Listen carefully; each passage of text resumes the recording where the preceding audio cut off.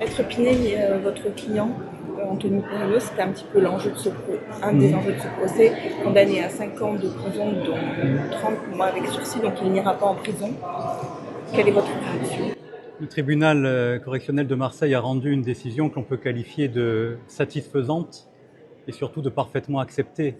Le tribunal s'est fondé sur ces 3 mois d'audience, sur le contenu d'un dossier pour en tirer les conséquences qui lui semblaient les plus fondées.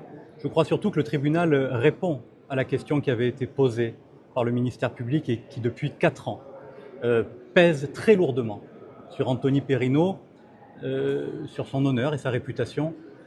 La question étant de savoir s'il était ou non le membre d'une organisation criminelle. Je crois qu'à travers cette décision que rend le tribunal, cette peine qui n'emporte pas, et c'était notre principale demande, une nouvelle incarcération d'Anthony Perrineau, eh bien le tribunal nous répond que non, effectivement, Anthony Perrineau n'est pas le membre d'une organisation criminelle. Certes, certains manquements ont pu lui être reprochés. Ces manquements avaient été admis par Anthony Perrineau tout au long de la procédure. Ils emportent une condamnation qui semble adaptée à ses faits et à sa personnalité, mais principalement, il ne saurait être, à l'aune de cette décision, considéré encore une fois qu'il ait pu être le membre d'une organisation criminelle. Maître Cesari, votre client a été condamné à 4 ans de prison, dont 18 mois avec sursis et un mandat d'arrêt. Quelle est votre réaction? Mais le tribunal en préambule avait indiqué qu'il prendra en compte les situations personnelles de chacun des prévenus.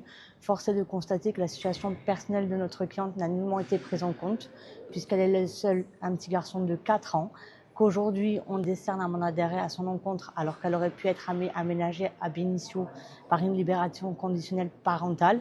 Et sur la culpabilité, nous n'avons pas encore la motivation qui reste floue. Par conséquent, aujourd'hui, nous sommes consternés par cette décision.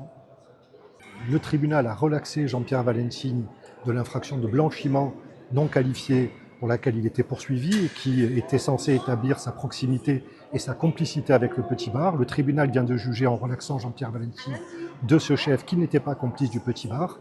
Il a par ailleurs condamné Jean-Pierre Valentini pour avoir payé des fausses factures.